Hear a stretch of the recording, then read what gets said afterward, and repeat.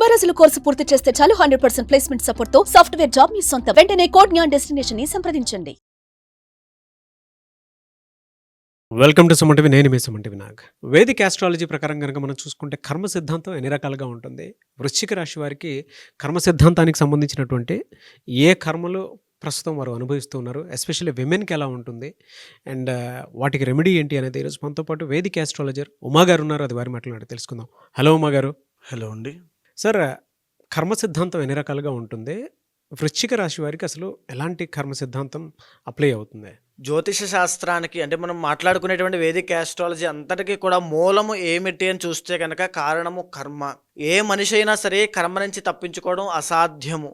ఆ కర్మ అనేటువంటి విషయాన్ని మన జ్యోతిష్ శాస్త్రంలో 3 రకాలుగా విభజించారు కూడా. ఒకటిది సంచిత కర్మ, 2 ప్రారబ్ధ కర్మ, 3వది ఆగామి కర్మ అని ఉంటుందండి. ఈ సంచిత కర్మ ఏంటంటే ఏదైతే నేను అనే పదానికి అర్థము నా జీవాత్మ ఎన్ని సంవత్సరాల నుంచో లేదంటే ఎన్నో కోట్ల జన్మల నుంచి ఎప్పుడైతే స్టార్ట్ అయిందో అక్కడి నుంచి నేను చేసిన పాపము, నేను మూట కట్టుకున్న పాపాన్ని పుణ్యాన్ని సంచిత కర్మ అంటారు. దానికి తగినట్టుగా నేను ఇప్పుడు ఈ దేహం ఎత్తిన తర్వాత ఈ జన్మలో దానికి తగిన కర్మని ఇప్పుడు అనుభవించాల్సి వస్తుంది.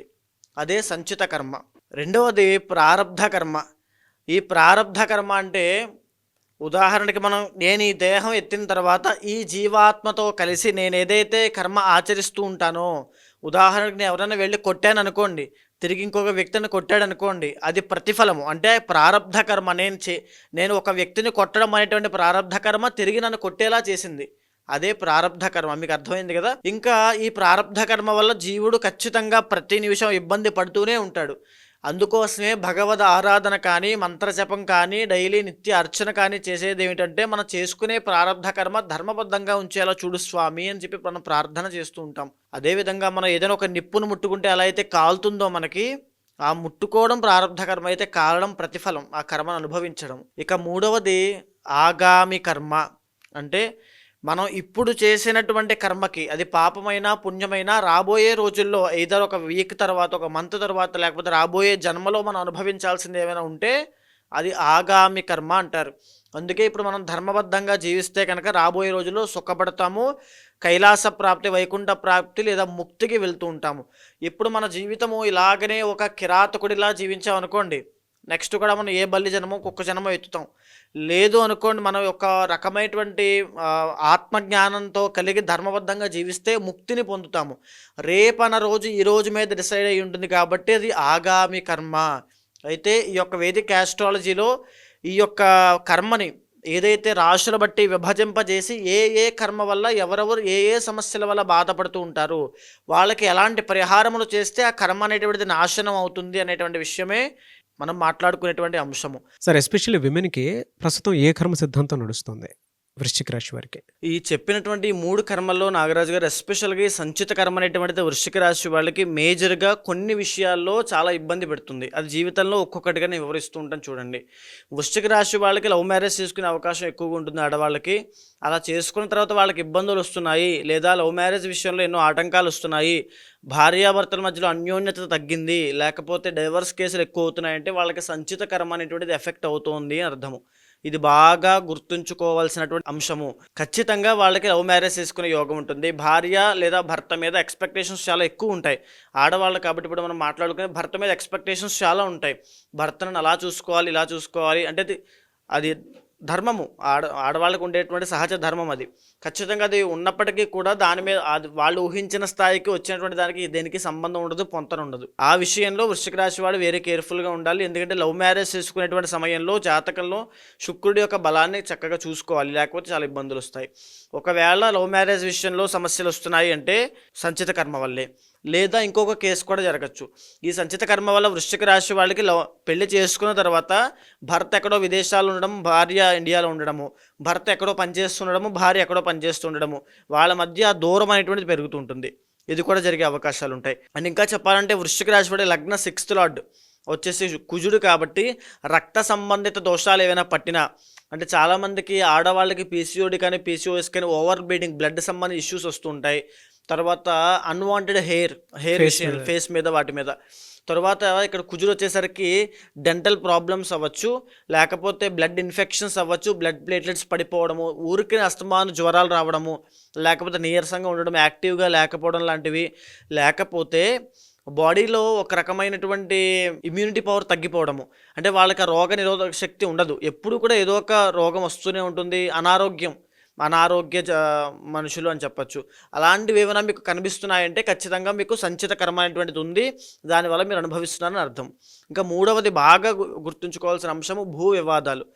ఎవరికైనా వృశ్చిక రాశి స్త్రీలకి భూ వివాదాల్లో చిక్కుకున్నారు, లేకపోతే మీకంటే చిన్నవాళ్ళు, మీరు ఇప్పుడు వృశ్చిక రాశి స్త్రీలు ఏ వయసు వాళ్ళైనప్పటికీ కూడా మీకంటే చిన్నవాళ్ళు, మీ తమ్ముడు కానీ మీ చెల్లికి కానీ మీకు ఏదైనా వివాదాలు జరుగుతున్నాయి, కలహాలు వస్తున్నాయి, మీకు వాళ్ళకి న్యాయపరమైన చిక్కులు ఉన్నాయి, కోర్టు వ్యవహారాల్లో ఎన్నో చిక్కులు ఉన్నాయి అంటే శత్రువులు ఎక్కువ ఉన్నారంటే మీకు ఈ యొక్క సంచిత కర్మ అనేటువంటి చాలా ఎఫెక్ట్ చేస్తోంది అని అర్థము. అదేవిధంగా ఈ యొక్క వృశ్చిక రాశి వాళ్ళకి స్త్రీలకి 8th లార్డ్ బుధుడు అవుతాడు కాబట్టి ఎప్పుడైతే మీరు కుటుంబపరమైనటువంటి మీకు సహాయ సహకారాలు అందవో మీ జీవితంలో ఒక అపజయం అనేటువంటిది కలుగుతుంది, కుటుంబమే మీకు మైనస్ అవుతుంది.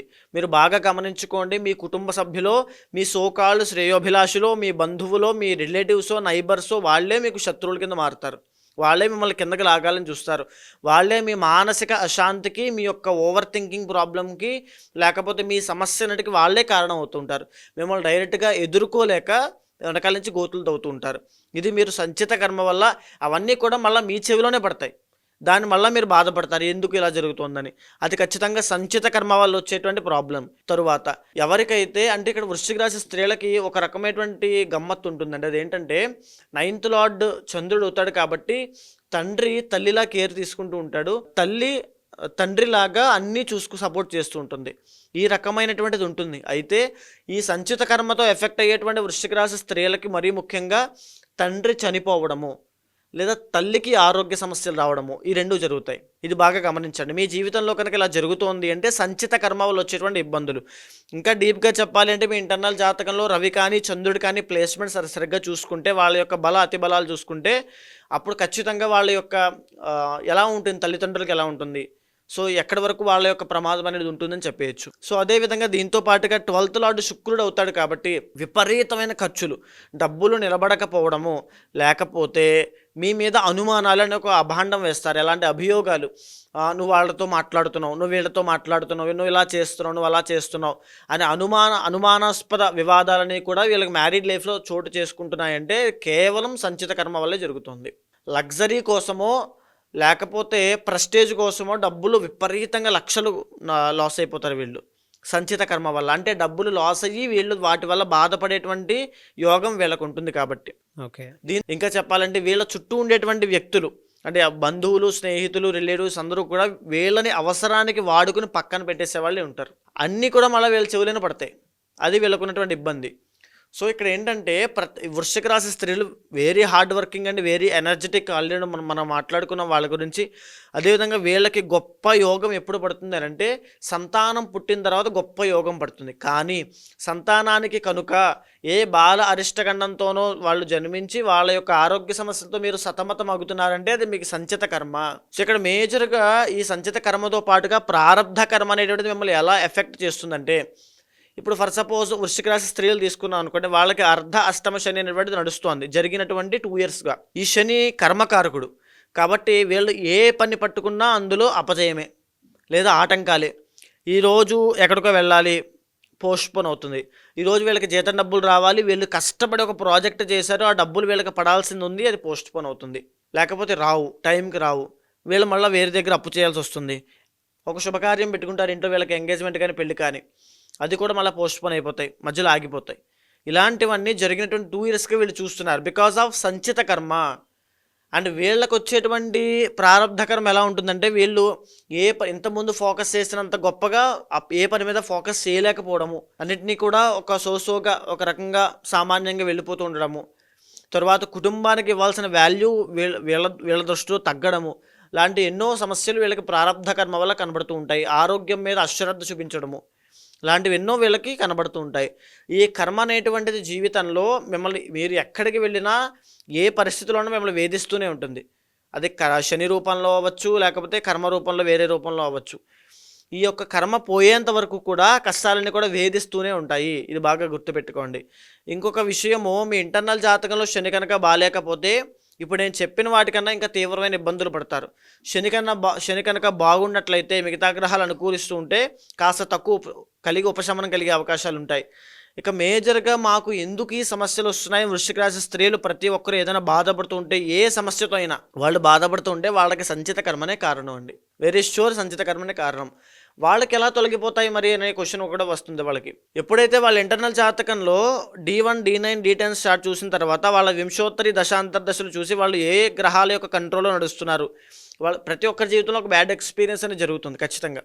ఇప్పుడు నేను చెప్పిన వాటిలో అది ఏ దశలో జరిగింది, ఏ టైమ్ ఆఫ్ పీరియడ్లో జరిగింది, మళ్ళీ ఇప్పుడు ఏం నడుస్తుంది, జరిగే అవకాశాలు ఏమైనా ఉన్నాయో చూసిన తర్వాత వాళ్ళకి ఆ సంబంధించిన అంతర్దశానాథుడికి కానీ దశానాథుడికి కానీ అధిపతి అయినటువంటి అధిదైవానికి సంబంధించిన పూజలు కానీ యాగం కానీ చేస్తే, కర్మకారకుడైనటువంటి శనికి సంబంధించిన పూజలు నిర్వహిస్తే ఆ కర్మ అనేటువంటి సంపూర్ణంగా నాశనం అయిపోతుంది. ఓకే. ఎలా సార్? అంటే దీనికి సంబంధించి ఏ మంత్ నుంచి ఏ మంత్ వరకు ఏ విధంగా ఉండే అవకాశం ఉంటుంది వీళ్ళకి? 2025 అంతా కూడా విపరీతమైన ఇబ్బందులు అండి వీళ్ళకి. 1 మంత్ కాదు, 2 మంత్స్, 2 మంత్స్ కాదు, 2025 టిల్ అక్టోబర్ దాకా అన్ని ఇబ్బందులే కంప్లీట్గా. ఇంకా రాబోయే రోజుల్లో జాబ్ ఉన్న వాళ్ళకి జాబ్ పోయే అవకాశాలు ఉన్నాయి, సూచనలు ఉన్నాయి. వ్యాపారంలో మొత్తం దివాళా తీసే అవకాశాలు ఉన్నాయి. వడ్డీ వ్యాపారం చేసేవారు నష్టపోయేటువంటి అవకాశాలు ఉన్నాయి. ఏ ఉద్యోగమైనా ఏ వ్యాపారమైనా వృత్తిపరంగా లేకపోతే వాళ్ళ యొక్క సమాజంలో సొసైటీలో డీఫేమ్ అవ్వడము, పాపులారిటీ తగ్గే అవకాశాలు ఉంటాయి. పేరు మర్యాదలు, పేరు గౌరవం అంతా తగ్గిపోయే అవకాశాలు ఉంటాయి. డబ్బు లాస్ అయ్యేది, అప్పులు పాలయ్యేటువంటి ఎన్నో కనబడుతున్నాయి. బికాస్ అష్టమంలోకి గురుడు రాబోతున్నాడు కాబట్టి కంప్లీట్గా. సో వేరే కేర్ఫుల్గా ఉండాలి. వృశ్చిక రాశి వాళ్ళు ఇంటర్నల్ జాతకం చూపించుకున్న తర్వాత ఆ కర్మకి సంబంధించినటువంటి కొన్ని పూజలు యాగాలు ఉంటాయి, ఇవి చేస్తే కనుక శీఘ్రంగా తక్షణమే దాని నుంచి బయటకు వస్తారు. జనరల్గా వీళ్ళకి శుభ ఫలితాలు కలిగేటువంటి డే ఏ ఉంటుందండి? మంగళవారం అండి. మంగళవారం నాడు హనుమాన్ యొక్క ఆరాధన చేయాలి. ఆంజనేయ స్వామికి ప్రతినిత్యము ఆరాధన చేసి మంగళవారం నాడు విశేషంగా స్వామికి ఆరాధన, తమలపాకులతో పూజ కానీ లేకపోతే ఎలాగైనా సరే ఆ యొక్క ఆంజనేయ స్వామి యొక్క అనుగ్రహాన్ని సంపాదించుకుంటే కాస్త పనులన్నీ కూడా విజయవంతంగా పూర్తయితే. కార్య సాధకుడు హనుమంతుడు కాబట్టి. Anyways, thank you so much అమ్మగారు. నమస్తే అండి. మీరు ఇప్పుడే అన్నారు యజ్ఞాలు, యాగాలు, హోమాలు లాంటి లేదంటే పూజలు చేస్తే కర్మ నాశనం అవుతుంది అని. అండ్ ఇందాక ఒక మాట కూడా అంటం జరిగింది, కర్మను అనుభవిస్తేనే పోతుంది అని. అవునండి, అనుభవిస్తేనే పోతుంది అని చెప్పేసి అంటూ ఉన్నారు. అంటే పూజలు యాగాలు చేస్తే నాశనం చేయొచ్చు అని చెప్పి, కర్మను నాశనం చేసేయచ్చు అని చెప్పేసి అంటూ ఉన్నారు. ఎలా అది? ఇక్కడ ముఖ్యంగా నాగరాజు గారు చాలామందికి ఉన్నటువంటి సందేహమే ఇది. అంటే కర్మ అనేటువంటిది అనుభవిస్తేనే పోతుంది కదా, మన కర్మ మనం అనుభవించాలి కానీ పూజలు చేస్తే ఎందుకు పోతుంది అని చాలామంది అనుకుంటూ ఉంటారు. ఉదాహరణకి ఒక మార్కండేయుడు అనేటువంటి ఒక మహాశివభక్తుడు, ఆయనకి 8 సంవత్సరాల వయసు ఉంది. ఆయన శివుడికి విపరీతమైనటువంటి ఆరాధన అంటే అభిషేకం చేస్తూ స్వామి యొక్క తపస్సులో, స్వామి యొక్క భక్తిలో మునిగి ఉన్నాడు. మునిగి ఉన్నప్పుడు ఆయన యొక్క ఆయుష్ అనేటువంటిది కంప్లీట్ అయిపోయింది. యమధర్మరాజు అంటే ప్రాణం తీసేటువంటి యమధర్మరాజు యమపాశంతో సహా వచ్చి, నాయన మార్కండేయ బయటికి రా, నీ ఆయుష్ పూర్తయిపోయింది, నీ ప్రాణం తీసుకెళ్లేటువంటి సమయం ఆసన్నమైంది, నువ్వు బయటికి రా అని పిలిస్తే, నేను రాను, నా పూజ శివ పూజ అయ్యేంత వరకు నేను బయటికి రాను అంటాడు. ఓకే, శివ పూజ ఎప్పుడు అవుతుంది అని యమధర్మరాజు అడిగితే, నా తల్లిదండ్రులు ముక్తికి వెళ్ళేంత వరకు కూడా నా శివ పూజ అవ్వదు అని చెప్తాడు. అయితే ఇలాంటి ఆటలన్నీ సాగవు, నీ ఆయుష్ కంప్లీట్ అయిపోయింది, నువ్వు శివుడి దగ్గర ఉంటే ఏంటి, ఎవరి దగ్గర ఉంటే ఏంటి అని చెప్పి ఆ యమపాశాన్ని విసురుతాడు. అప్పుడు మార్కండేయుడు భక్తితో శివుణ్ణి ఆలింగనం చేసుకుని చంద్రశేఖర చంద్రశేఖర చంద్రశేఖర పాహిమామని చంద్రశేఖరాష్టకం పాడితే, శివుడు శివలింగంలోంచి ఉద్భవించి ఎడంకాలతో యమధర్మరాజుని గుండెల మీద ఒక్క తన్నుతాడు. నా భక్తుణ్ణి నువ్వెవడరా ముట్టుకోవడానికని అని తన్ని ఆ మార్కండేయును చిరంజీవిగా చేస్తాడు. ఈ సృష్టి ఉన్నంత కాలము నువ్వు బ్రతికే ఉంటావు, నిన్ను ఆపేవాళ్ళు లేడని. ఇక్కడ ఈ కథలో కనిపించేటువంటి మార్కండేయుడు జీవుడు, వచ్చినటువంటి యమధర్మరాజు కర్మ, వచ్చినటువంటి శివుడే మన భక్తి, మనం చేసేటువంటి పూజ. అంటే ఈ మార్కండేయుడికి ఏదైతే తన సంచిత పాపకర్మ వల్ల ఆయుష్ అయిపోయిందో ఆ కర్మ వల్లనే ఆయుష్ తీయడానికి యమధర్మరాజు వచ్చాడు. ఏదైతే ప్రారబ్ధ కర్మ అంటే ఇప్పుడు తను చేసుకునేటువంటి భక్తి, ఆ పూజ, ఆ యొక్క స్వామి యొక్క కటాక్షం ఏదైతే ఉందో, స్వామి ఆ భక్తి రూపంలో వచ్చి కర్మని నాశనం చేసిందా చేయలేదా? అవును. భక్తి అనేటువంటి ఒక మాధ్యమంగా మారి కలియుగంలో ఈ పూజల రూపంలో మన కర్మ అనేటువంటిది నాశనం అవుతూ ఉంటుంది. సో అందుకే మీరు 26న కర్మ నివారణ అవ్వడం కోసం రుద్రయాగం అనేటువంటి చేయడం జరుగుతోంది. ఎవ్వరు పాల్గొన్నా సరే వాళ్ళందరికీ కూడా సంచిత ప్రారబ్ధ కర్మ పోయేటట్టుగా ఆ రుద్రయాగంలో సంకల్పం చెప్పడం వల్ల ఏదైతే ఒక మనిషి ఆ మోయలేనటువంటి కర్మ బరువు ఉంటుందో దానిని ఆ తక్షణ మరుక్షణం నుంచి ఆ కర్మ అనేటువంటిది నాశనం అయిపోతుంది. సో ఎవరన్నా అప్రోచ్ అవ్వాలి అనుకుంటే ఎలా అండి? మీకు కింద కనిపించేటువంటి నెంబర్కి కాంటాక్ట్ అయితే మా వాళ్ళు మీకు పూర్తిగా వివరాలన్నీ ఇస్తారు. దానికి సంబంధించిన వివరాలన్నీ కూడా చెప్తారు. ఖచ్చితంగా కాంటాక్ట్ అవ్వండి.